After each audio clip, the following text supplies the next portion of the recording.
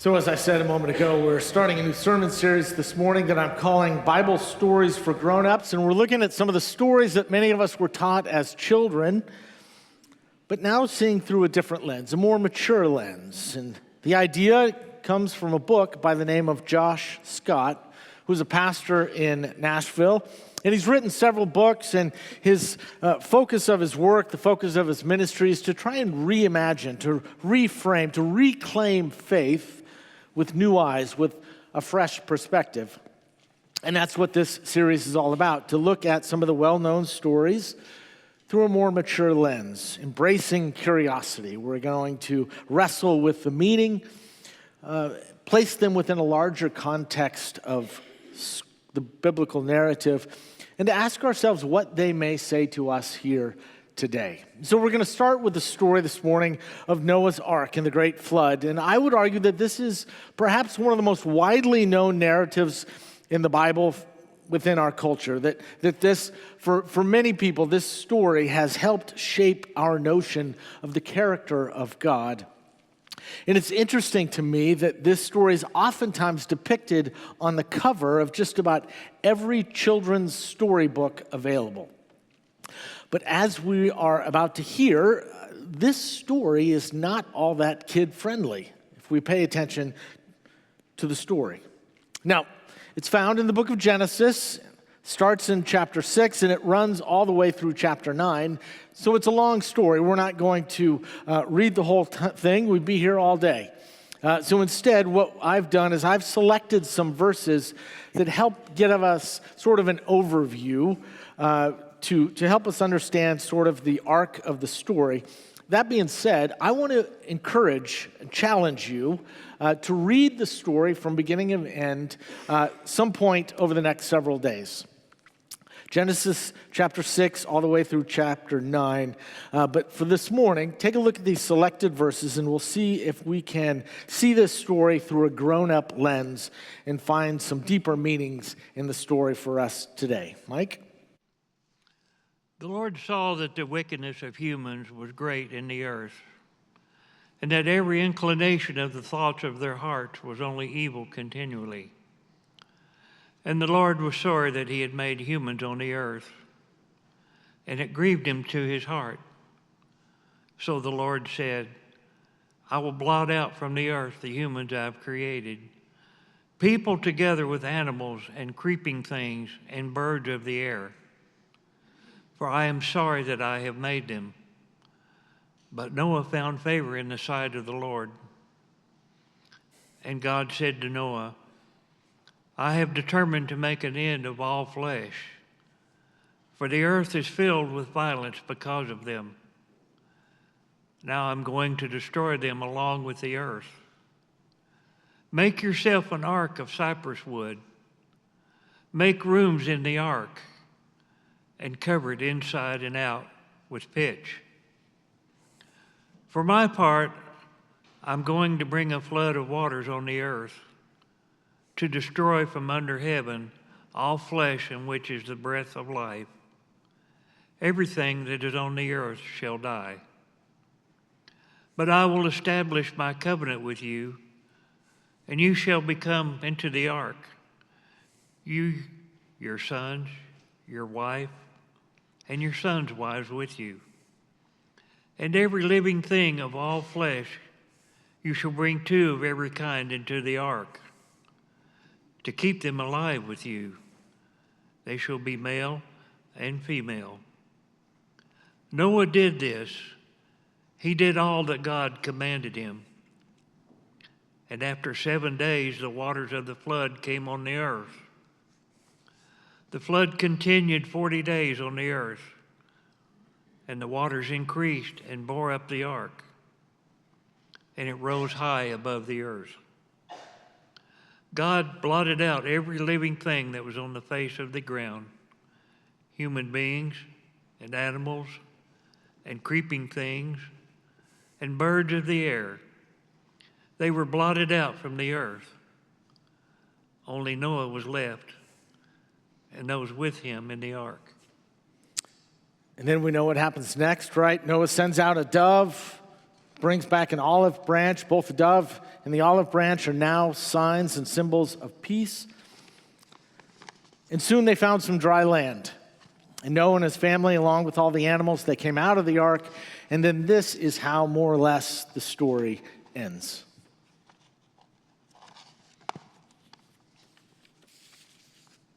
Then Noah built an altar to the Lord and took of every clean animal and of every clean bird and offered burnt offerings onto the altar.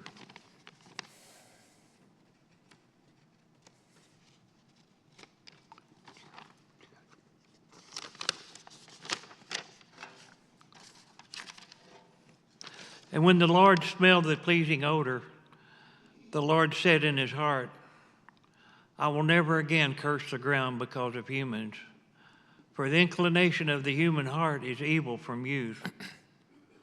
Nor will I ever destroy every living creature as I have done. God said, this is the sign of the covenant that I make between me and you and every living creature that is with you for all future generations. I have set my bow in the clouds, and it shall be a sign of the covenant between me and the earth. It's the word of God for the people of God. Thanks be to God. Amen. Thank you, Mike. So do you see what I mean about this not necessarily being a real kid-friendly story? Right? If this was a Netflix series, it would probably have a mature audience stamped, or at the very least, a TV-14. This is not necessarily the story that we teach our children. It's got a little bit more nuance, a whole lot more detail than we find in our children's Bibles. Not all of which is helpful, positive, that portrays God in a very glowing light, does it?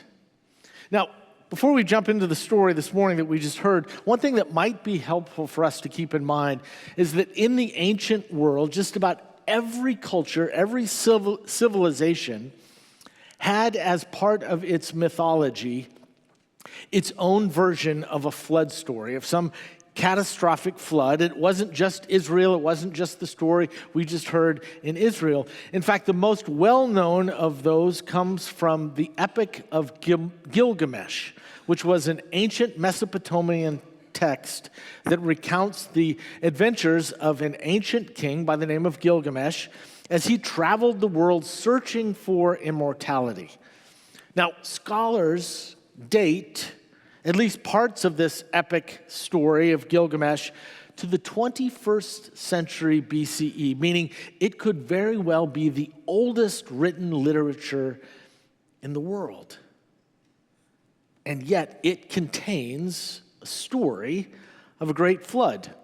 Now, in Gilgamesh's story, the gods are angry at humans because, are you ready for this? They're just too noisy. They're just too noisy. They talk too much. Maybe the people in the apartment above have very thick shoes and stomp around all night. They're just too noisy. There is this unceasing clamor, which was just too much. And so the gods devised this plan to destroy human life through this great flood. And it contains many of the same elements of the story that we just heard. There's a boat, there's animals, the seed of every creature that lives upon the earth, and the rains came and the waves rolled, and pretty soon Gilgamesh sends out a dove and then a raven, and the raven never comes back, and so that's a sign and a symbol that perhaps that the raven found a place, and so it was safe to come in. And then the story ends with a rainbow in the sky and a pledge to never again to send floodwaters to destroy the earth. Now that's fascinating, isn't it? Especially when you consider that was written probably 1,000 years before the story of Genesis that we'd read just a minute ago. Which reminds us, doesn't it, that the Bible wasn't written in a vacuum, but in a context that contained all sorts of different voices telling a lot of the same stories as people tried to make sense of the world, to make sense of their place in the world. Now, one of my favorite authors, one of my favorite speakers is a guy by the name of Simon Sinek. And he writes and talks about all sorts of things, many having to do with leadership. His TED Talk, in fact, one of his TED Talks is the third most ever viewed TED Talk that exists. And one of his best-selling books is entitled Start With Why. Has anybody read Start With Why? A few folks have. In the last service, there were quite a few that had. And basically in this book, Start With Why, he says that if you want to understand your purpose, if you want to understand your reason, the reason that you exist, whether it's you as an individual, as an institution, maybe even as a church, as a company,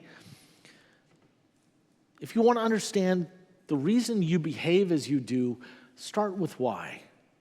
To ask yourself, why are we here? What are we to learn in this moment? And I would argue that that's not a bad place to start when reading Scripture as well. And so in the story that we just heard, why does this flood come? Did you hear? Now in Gilgamesh, it was because they were too noisy, right? But in Genesis, the floods came because of human violence. That the people were just too violent towards one another.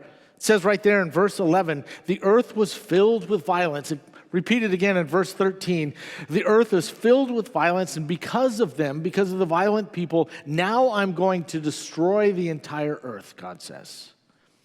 Which is a fascinating detail, especially when we consider the fact that we are only 6 chapters into the story. Right? That in verse 1, in chapter 1, at the very beginning of the Bible, God created the heavens and God created the earth. And after each and every day, God looked back upon what God had created and said, it is good. God created humans and said they are good. God created the animals. They are good. Everything is good. But yet here we are 6 chapters in. And God is disgusted, regrets ever making humanity, we heard. So what's happened in those 6 chapters?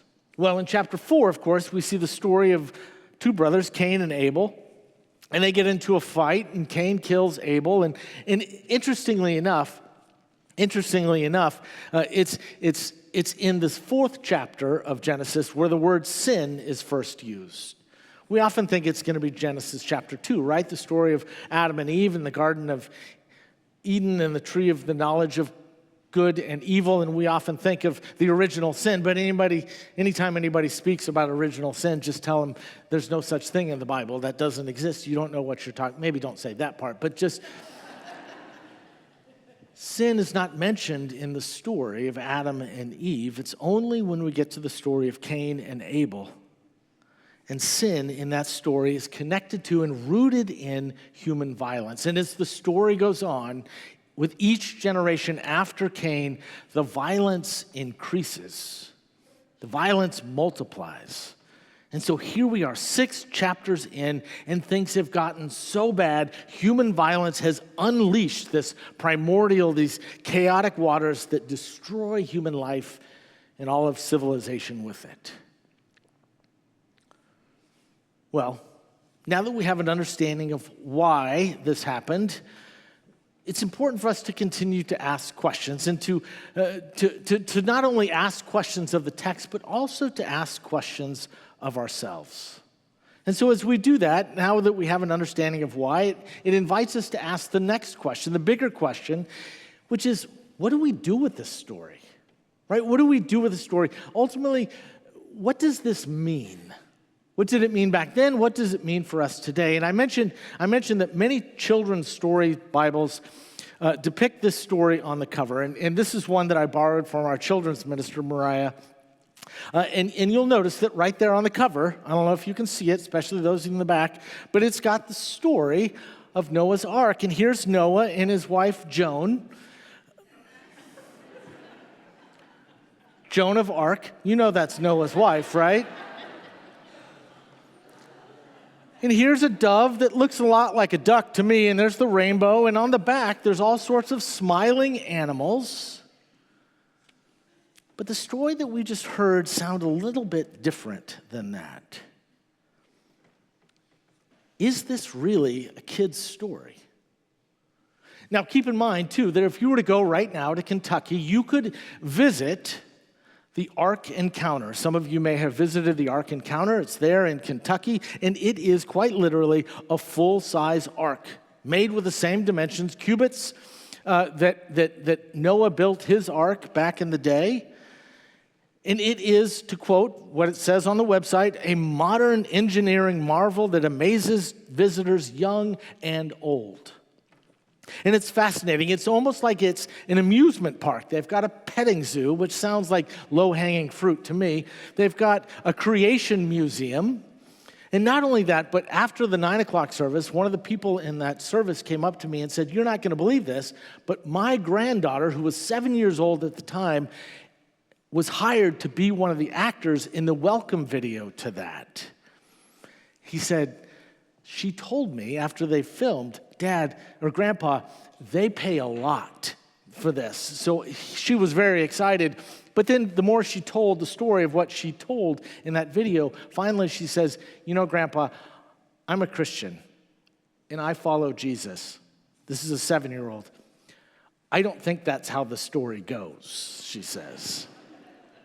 And it's true, there's so much more in this. Not only, if you were to go to the Ark experience right now, kids get in free, and at night, the whole thing lights up like a rainbow. I can't make this stuff up. But this story is not kid-friendly. In case we forget, this is a story about an extinction event. That anyone not in the ark met their watery demise. God is so angry that God smites the entire civilization. And the driving factor behind that story is human violence. And how does God respond to that human violence? With more violence, right? Now, one could make the argument that God does act with love and with compassion, at least towards Noah and the creatures of the earth. But what does this mean? How do we place ourselves within this story? What does it mean for us here today, now? And like I said, it's important for us to ask questions, not just of the text, but to ask questions of ourselves. To ask questions like, have we as a human race, have we learned the message of this story? Are we exactly the same as we were thousands of years ago? Does the old saying fit here? The more things change, the more they stays the same. And so as we ask ourselves questions, we have to ask questions like, how much do we spend globally, nationally, on our military? How much do we spend on our military every year? The answer, just so you know, here in the United States is $997 billion with a B dollars. The largest military in the world, 3.2 times larger than China, 15% of our federal budget. And globally, we spend $2.7 trillion. That's a 2 and a 7 followed by 11 zeros. $2.7 trillion, all so we can beat each other up, so that we can inflict our will upon other nations of the world. Just so you know, we could end global poverty with a fraction of that money that is spent on military force each and every year. Right now, there are conflicts going on in Gaza, in Ukraine, in Sudan, the Congo, Somalia, Myanmar. I could go on and on and on. The more things change, the more they stay the same. And I know what you're thinking right now. Well, what can I do about the military budget? What can I do about spending? But what about us? What about in our own communities? What about in our own lives? Maybe the story of Noah forces us to ask other important questions. Questions like, is gun violence a problem in our world? Is gun violence a problem in our nation? Is gun violence a problem in our schools?